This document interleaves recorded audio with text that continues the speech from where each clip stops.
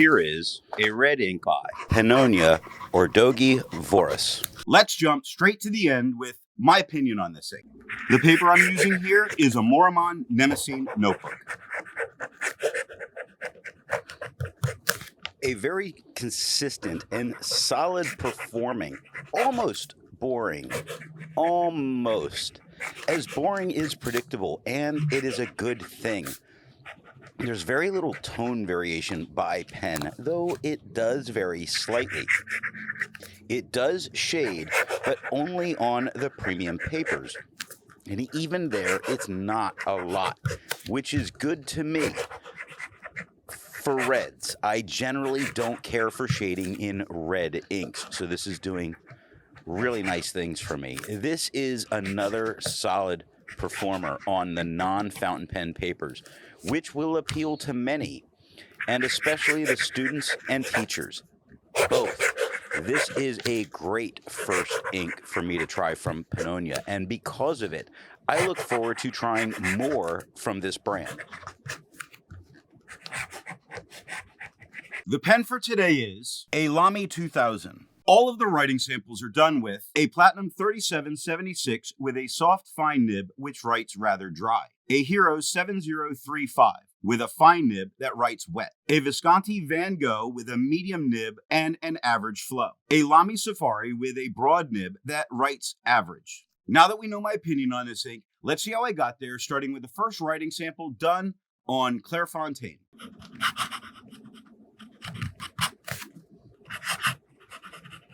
Looking at the soft fine, we can easily read everything on the page. Now, the soft fine often really lightens up a tone a lot, and this is a little lighter than we're going to get generally from the other pens because it is a dry writing pen. Now, it does not feather. It does not spread. Because this is a premium paper, we do see some shading going on. Shading's not my thing for red, but with that, it is shading very well. If this was any other color, I would be very happy with the shading that I'm seeing.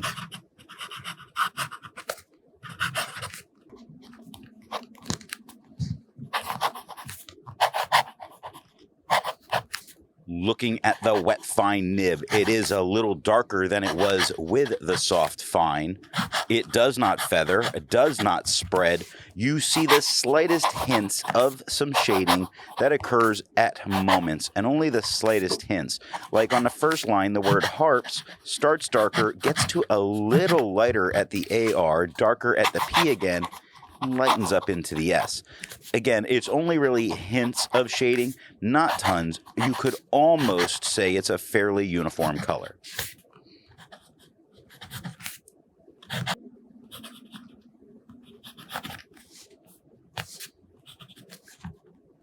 Looking at the medium nib, we get the same tone that we had with the wet fine. It does not feather, it does not spread, it does not shade. It is a beautiful performing red ink. This is the way you like to see red inks perform, or at least the way I like to see red inks perform.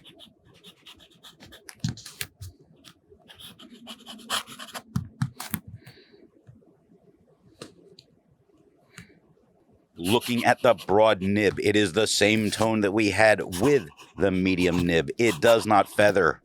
It does not spread. It does not shade. It is a very solid red on the page the entire time, looking beautiful. So happy here with what I'm seeing and the consistency. We're going to see a lot of this through this whole thing.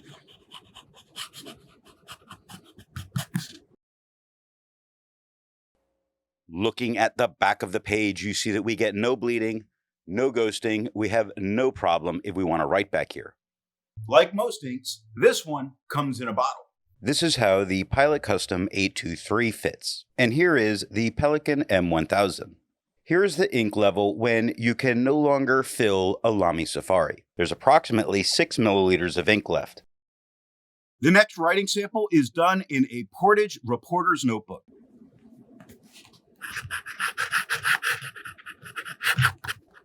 Looking at the soft fine nib, it is the same tone that we had on the Clairfontaine. It does not feather, it does not spread, It does not shade as much as it did on the Clairfontaine, which I'm very happy about. It's a lighter red than the majority of what we're going to get. I see the red is very nice on this paper. The shading is very minimal, really fantastic.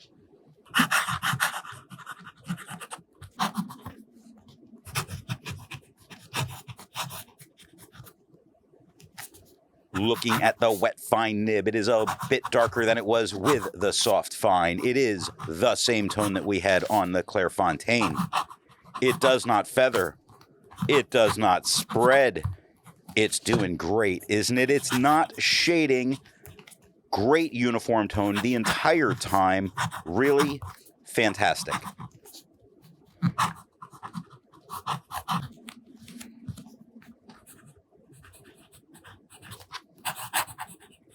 Looking at the medium nib, it is the same tone that we got with the wet fine. It is the same tone that we had on the Clairfontaine.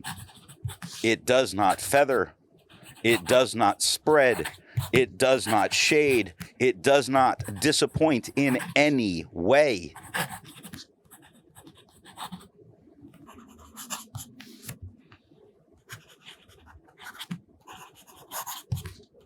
Looking at the broad nib, we get the same tone that we had with the medium, the same tone that we had on the Clairfontaine. We get no feathering, we get no spread, we get no shading.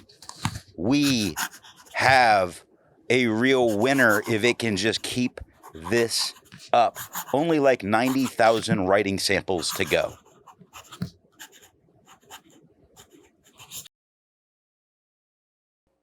Looking at the back of the page, you see that this ink is a strong contender as a very strong ink for anybody. There's no bleeding, there's no ghosting, easily writing on the back of this page.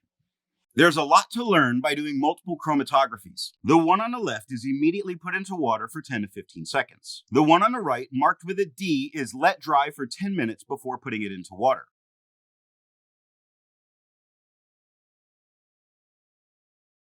The next writing sample is done on a national brand Steno notebook.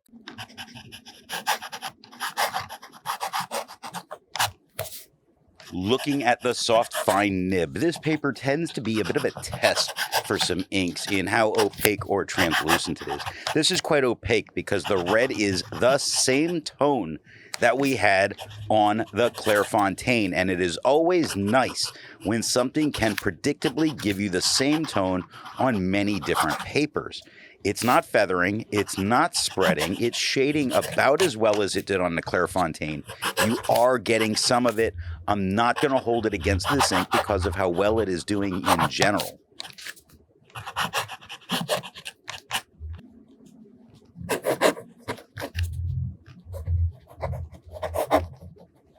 Looking at the wet fine nib, it is a little darker than it was with the soft fine. The same tone as on the Clairfontaine. Lost my place.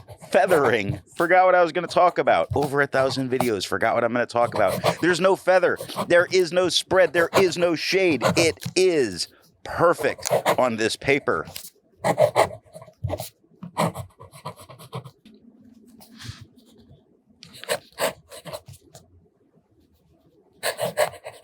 Looking at the medium nib, it is the same tone as the wet fine, the same tone as the Clairfontaine. It does not feather, it does not spread.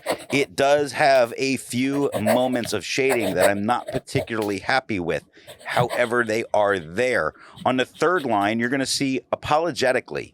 And it starts darker, it tones down to like a mid-tone and gets a little darker again. I'm hoping it comes through on camera. But the word we next to it is a little lighter than apologetically. Like the word said is a little lighter than the word light directly to its left.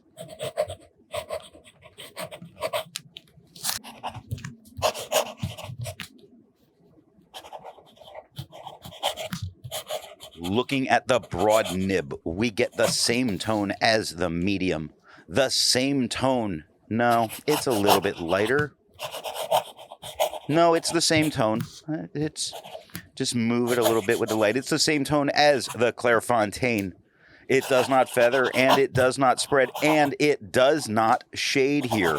Really, I feel like this ink was made for all of these non-fountain pen papers. It's spectacular.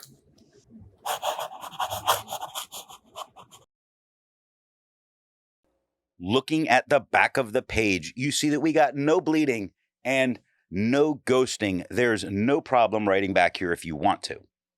Resistance tests are done to see how this ink can be expected to perform on the page, and more importantly, how hard it may be to clean from your pen. The smear is allowed to dry for 3 days before testing it. The highlighter is on the top left, pen flush is on the top right, 1/3 bleach solution is on the bottom left, and water is on the bottom right. The next writing sample is done in a Rhodia notebook.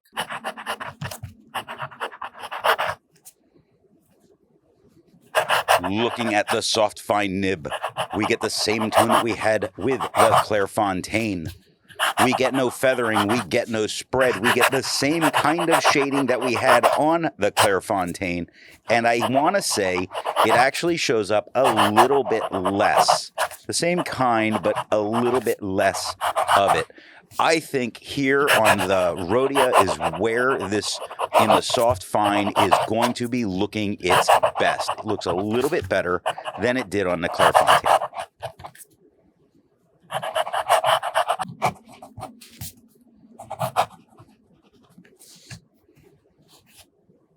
Looking at the wet fine nib, it is darker than it was with the soft fine. It is the same tone that we had on the Clairfontaine. It does not feather, it does not spread, it does not shade. It is working flawlessly.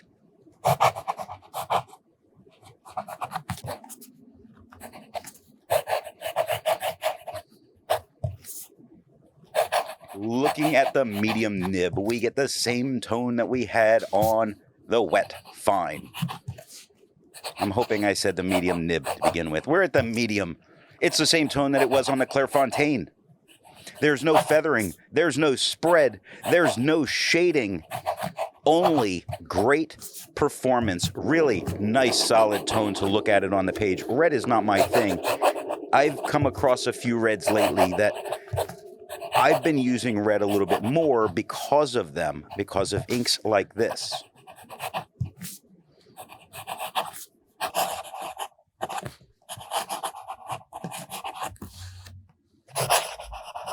Looking at the broad nib, we get the same tone that we had with the medium, the same tone as on the Clairfontaine.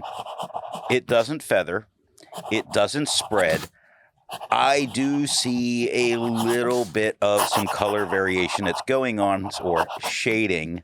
In the word cellar on the second line, it starts a little darker, but between the E and the second L, so the first L looks just a little bit lighter. To the left of that, the word the starts a little lighter and gets darker, so I am a little bit of shading come through here, because otherwise it's doing so well.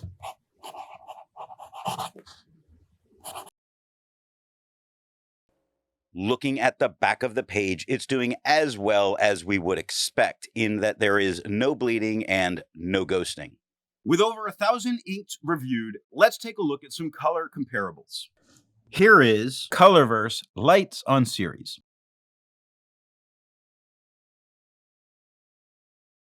Here is Levenger Fireball.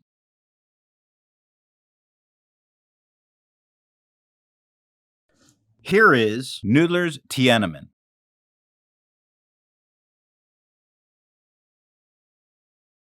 Here is Sailor Okuyama.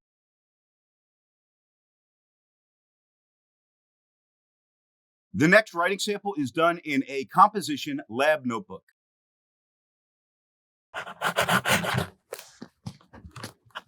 Looking at the soft fine nib, we get the same tone as Clairfontaine, though a little muted, common for this paper. It doesn't feather, it doesn't spread. I don't see any shading happening at all on this paper, really making this fantastic for here. looks really good. I see this as a great second color for any teacher or student.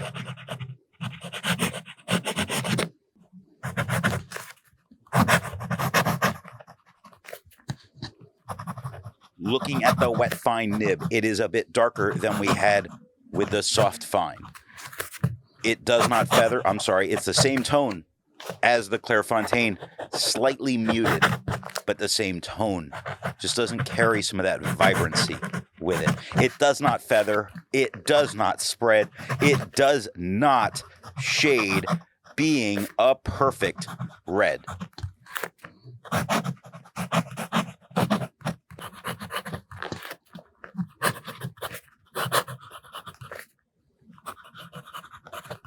Looking at the medium nib, we get the same tone as the wet fine. The same tone as Clairfontaine.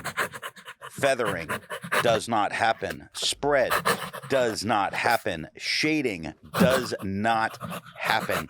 I can say that on this paper, I wish the red that we were getting was a little darker for the paper.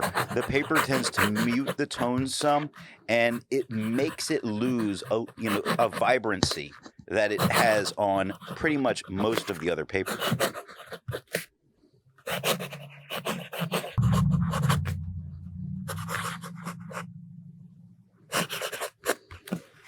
Looking at the broad nib, it's a tad bit darker than it was with the medium, or it's just not as muted as the medium was, because the tone is very much the same as it was on the Clairfontaine, which was the same as the medium.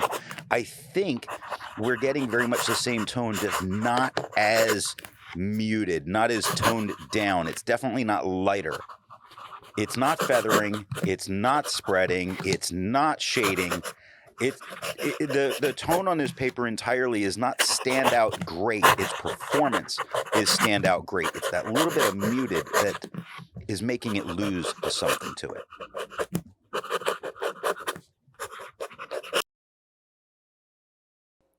Looking at the back of the page, you see that we have no problem with ghosting, and we can easily write back here. Nothing bled through and touched the page underneath.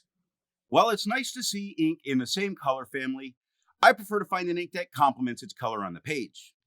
Here is a blue-black ink by Lamy Blue Black. Here is a gray ink by Diamine Gray. Here is a blue ink by Califolio Equinox. Here is a black ink by Noodler's Bad Black Moccasin. The last writing sample is done on 20-pound copy paper.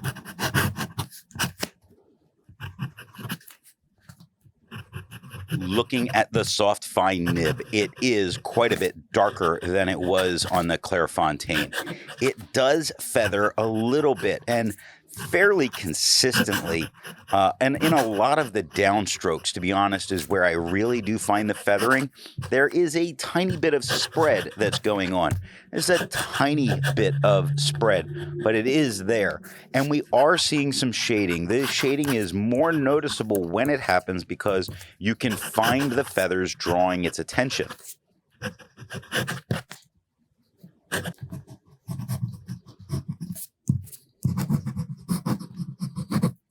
Looking at the wet fine nib, it is darker than it was with the soft fine. It is just about the same tone as it was on the Clairfontaine. It does feather a little more than it did with the soft fine. It does spread more and more consistently than it did with the soft fine. Difference between a wet and a dry pen. It does not shade, though. It's just a solid, dark performing red. So in that way, I think it's doing very well.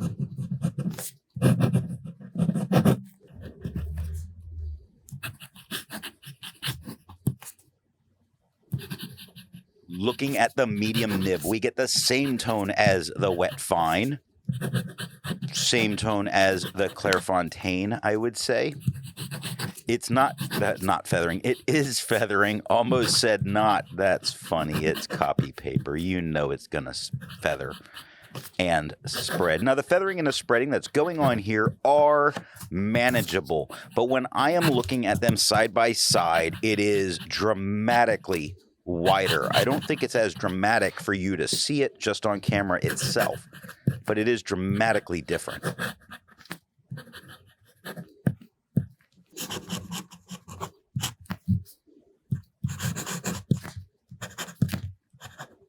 Looking at the broad nib, it is the same tone as the medium, the same tone as the Clairfontaine. It does feather a little bit. The feathering is easily under control. Now, it does spread and massively.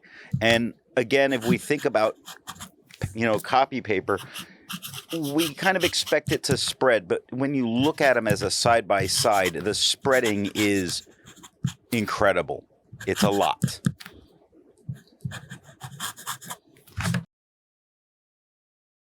Looking at the page underneath, only one spot from the broad bled through, touching the page underneath. Otherwise, nothing.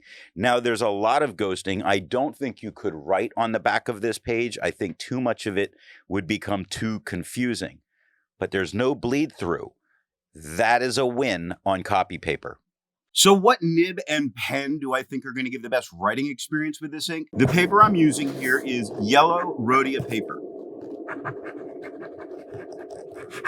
This being a solid performer, it really can go in anything, but a slight bit darker from wet pens, and the wet pen tends to cut down on the shading. I don't want red inks to be shading a lot, so I say any nib size will really work. The most important thing is that you have a wet pen, and especially if you use non-fountain pen papers as your majority. Keep that in mind when it comes to, how much show through you could get. Or on copy paper, think about that little bit of bleed. I don't know that it's an issue. You know what? It's not an issue. Go with the wet pen. Get the better color. Don't worry about your paper, because the performance here is top-notch. I hope you got something out of this video, and thanks for watching.